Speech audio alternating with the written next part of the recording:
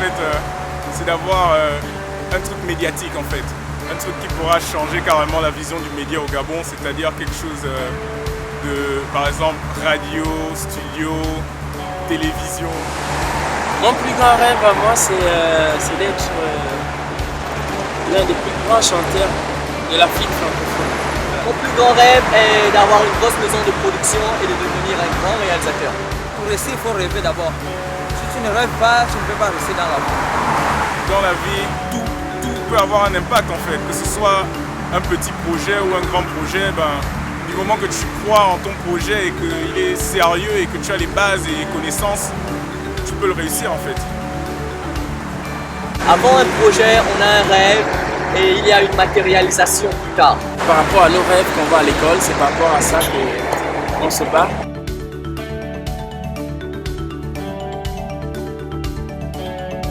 Ça m'est arrivé même de dire que d'abandonner même le travail que je fais pour aller chercher un autre job. C'était un peu un choc pour moi de savoir que j'ai pas le soutien moral vraiment, un soutien vraiment que le soutien que j'espérais de mes parents. Moi je suis une personne au départ qui n'a pas grandi avec un père et c'était bien lorsque j'étais petit, mais en grandissant c'était un choc interne parce qu'à chaque fois les autres avaient des papas et moi je n'en avais pas. Elle a quitté la maison sans dire au revoir. Je suis resté à la maison avec un enfant. J'ai réalisé que si je peux pousser et chercher au fin fond de moi-même, je peux réussir à le réaliser. Et après, j'ai réalisé ce que je voulais. J'ai su surmonter tout ça. Donc pour moi, je me suis dit, je suis seul au monde en tant qu'homme et je dois prendre ça comme une manière de renaître à nouveau et avoir de l'espoir pour mes projets à venir.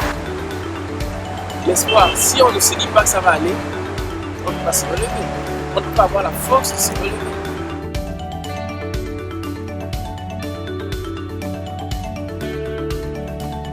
Dieu a créé le monde, c'est une belle terre, nous la gaspillons pas, ensemble essayons d'innover pour que elle, comme nous, soyons dans des parties gagnantes. Quand tu ne respectes pas ton travail, et Dieu ne peut pas te bénir. Premièrement, d'abord, il faut compter ce que tu fais là. Même si tu gagnes 10 fois par jour, il faut compter sur ça. Parce que ça, Dieu va te bénir. Il ne faut jamais lâcher ton rêve, il faut te donner les opportunités, il faut chercher tes opportunités, il faut faire en sorte que les gens puissent venir te chercher et pas que ce soit toi qui cherches les autres en fait.